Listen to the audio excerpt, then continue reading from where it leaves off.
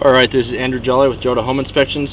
We're doing a sewer scope today at 1152 Catherine Street in Salt Lake City. We've got the camera pushed out as far as we can get it.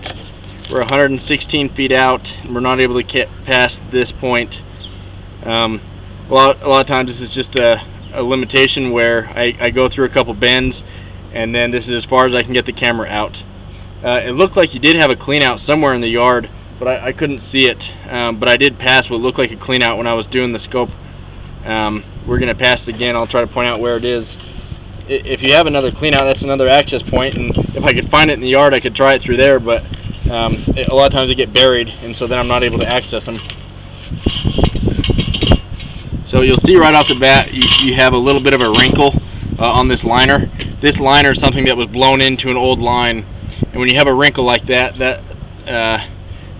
constricts the pipe a little bit, and so it's not its full diameter of what it could be, and so that's something that reduces the size and could lead to a possible backup, just because it's smaller and it makes it easier for things to get caught on that wrinkle.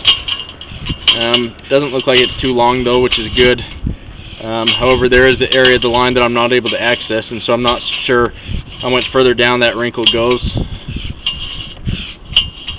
Looks like this might have been blown in through an old clay line. You can see how you have these joints every 3 or 4 feet, kind of that circle around the pipe.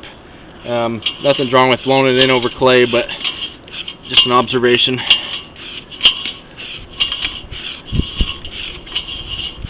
No standing water so far, which is a good sign. It means everything is draining on its own. This is where it switches from the liner to, looks like PVC. PVC is a plastic pipe that they still use on a lot of new construction. And then another part of the liner right there starts back up into more liner. That looks like a clean out right there, 71 feet out from the roof stack. So I'm not positive where it is, but somewhere. A lot of times it's buried.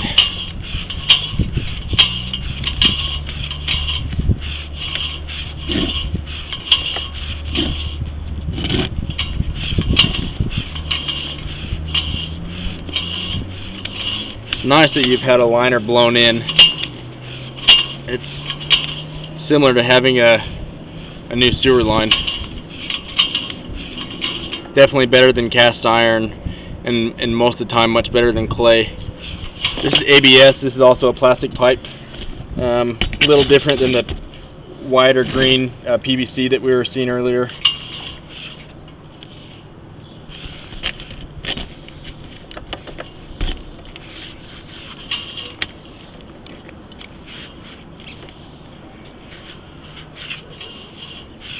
And it transitions to cast iron. This is probably going to be the weak point of the line, is the cast iron.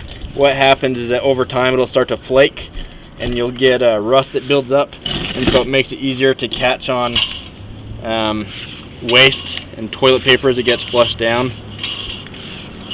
This one looks pretty smooth, which is good.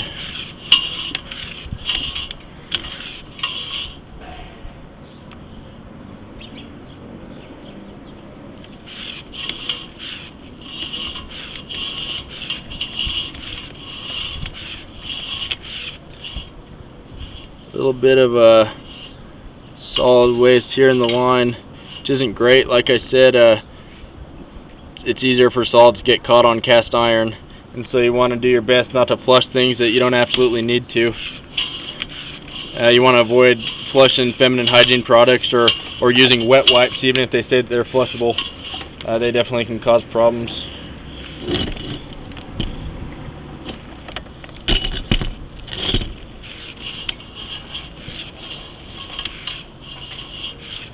Alright, now we're going back up the roof stack. I accessed this today through the roof vent. So just to recap, you have a lot of different types of pipes. You have some of the original cast iron. There's a fair amount of line that's had a liner blown in. You have some ABS, and then even some PVC it looked like. I didn't get all the way out to the end of the line.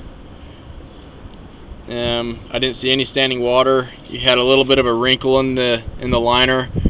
The wrinkle is not ideal, and the cast iron is not ideal. So I'm going to end this recording now.